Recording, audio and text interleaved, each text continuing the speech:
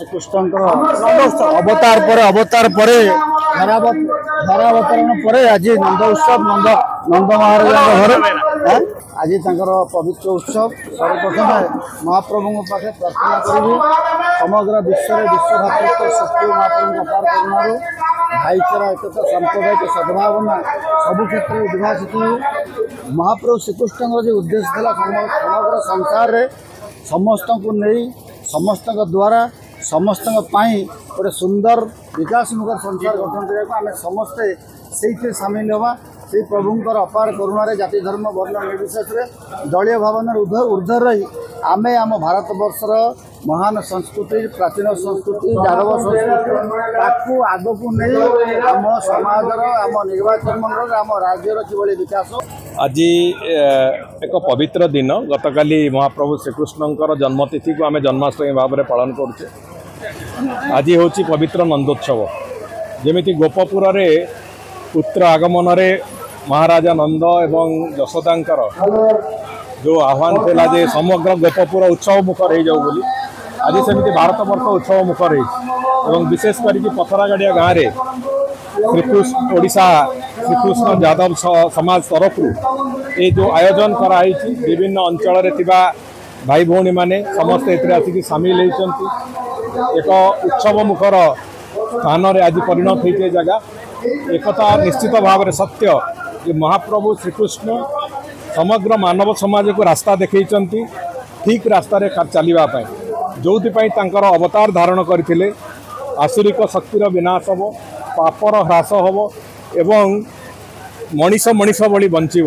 ମଣିଷ ଏକ ନିର୍ଦ୍ଧାରିତ ରାସ୍ତାରେ ଚାଲିଲେ ମଣିଷ ସବୁ ସୁରକ୍ଷା ଭଗବାନ ତାକୁ ଦେବେ। ସେହି କଥାକୁ ଆଧାର କରିକି ଆଜି ସମାଜ ଚାଲିବାର ଆବଶ୍ୟକତା ଅଛି। ଆଜି ନନ୍ଦୋତ୍ସବର ଏ ଉତ୍ସବ ପାଳନ ଆମକୁ ସେଇ ରାସ୍ତା ଦେଖାଉଛି, ସେଇ ମାର୍ଗ ଦେଖାଉଛି। ମୁଁ ତେଣୁକରି ଆଶା କରିବି, ଭଗବାନଙ୍କ ପାଖେ ପ୍ରାର୍ଥନା କରିବି ଯେ ଭଗବାନ ସମସ୍ତଙ୍କୁ ସୁଖ ଶାନ୍ତି ସମୃଦ୍ଧି ଦିଅନ୍ତୁ ଏବଂ ସମସ୍ତଙ୍କୁ ସଦ୍ବୁଦ୍ଧି ବି ଦିଅନ୍ତୁ।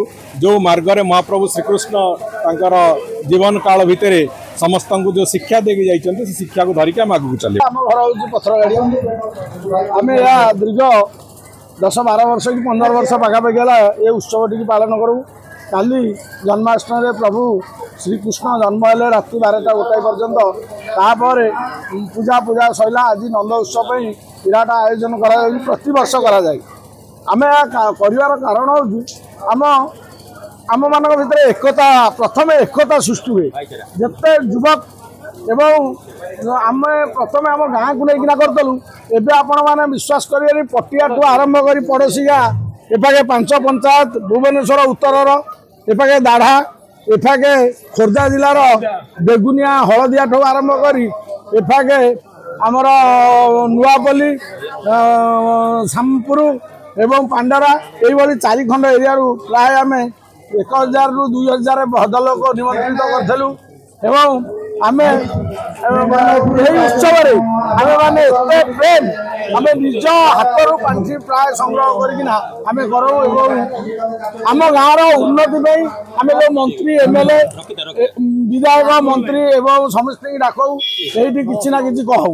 ଆମର ଏଠି ଗୋଟେ ଯାଦବ ଜାଗା ଜଣେ ଭାଇ ଆମର ଡୋନେଟ୍ କରିଥିଲେ, ସେଇଠି ଆମର ଘର କରିବା ପାଇଁ ଆଜି ଆମେ ମନ୍ତ୍ରୀଙ୍କୁ ଅନୁଦାନ କରିଛୁ। ଚନ୍ଦ୍ର ବେହେରା, ଘର ହେଲା ପଥରଗାଡ଼ିଆ।